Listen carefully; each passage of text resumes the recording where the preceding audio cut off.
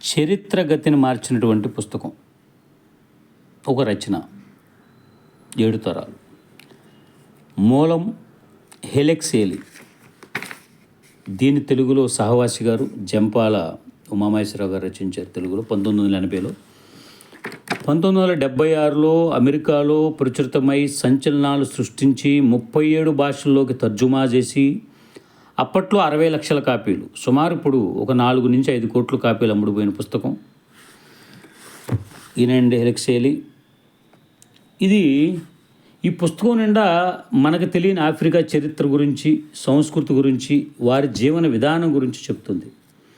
ఇది హెలెక్సేలి వాళ్ళ తాతగారు, ముత్తాతగారు వాళ్ళ గురించి చెప్పినప్పటికీ కూడా ఈ పుస్తకం మనకు తెలియని ఒక ఆఫ్రికా గురించి, మనకు తెలియని ఒక ఆఫ్రికాలో విభిన్న జీవన విధానాన్ని గురించి, వాళ్ళ యొక్క సంస్కృతి గురించి మనకు ప్రస్ఫుటంగా తెలియపరుస్తుంది.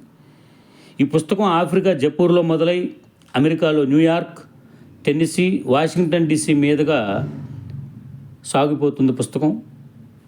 దక్షిణ అమెరికాలో, ఉత్తర అమెరికాలో బానిసత్వం లేదండి, దక్షిణ అమెరికాలో అప్పట్లో బానిసత్వం ఉండేది. అక్కడ మొదలైనటువంటి ఈ బానిసల చరిత్ర ఒక బాధాతప్తంగా సాగిపోతుంది. అబ్రహం లింకన్ బానిసత్వ చట్టం ప్రకటించేంతవరకు. అందుకే ఇక్కడ ఒక మాట అంటారు చూడండి, విజేతలే చరిత్ర రాస్తారన్న నిష్ఠుర సత్యాన్ని బద్దలు కొట్టి చరిత్ర పట్ల మనకున్న దృక్పథాన్ని సమూలంగా మార్చివేసిన అద్భుతమైన రచన ఈ 7 తరాల బానిస చరిత్ర అంటారు. ఇది బానిస చరిత్ర అంటాం కన్నా కూడా ఒక్కొక్క పుస్తకం మనకు ఒక్కొక్క అనుభవాన్ని, ఒక అనుభూతిని కలిగిస్తుందన్న మాట ఎంత నిజమో, ఈ పుస్తకం చదివి కన్నీరు పెట్టని వారు లేరు అంటే అతిశయోక్తి కాదు.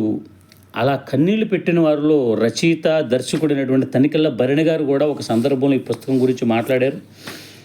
ఇలాంటి ఒక అద్భుత స్వేచ్ఛ కోసం ఎదురు చూసిన నిస్సహాయుల చరిత్ర, ఈ భూమిపై ఎన్నో చెప్పలేని బాధలు దౌర్జన్యాన్ని చవిచూసిన వారి చరిత్ర, ప్రపంచం నలుమూలలా ఉన్న ఆఫ్రికన్స్ దాదాపు అందరూ చదివిన పుస్తకం. అమెరికాలో తెల్ల జాతీయులు వాళ్ళ ముందు తరాల వారు చేసిన దౌర్జన్యాన్ని చూసి పశ్చాత్తాపడి చదివిన పుస్తకం ఇది.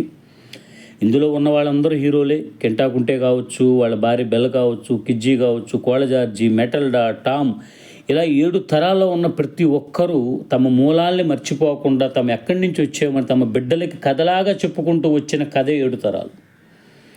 ఇది అందుకు తెలుసుకోవడం కోసం చదవాలి. వారి చరిత్రను, వాళ్ళ బాధలు తెలుసుకోవటం కోసం చదవాలి.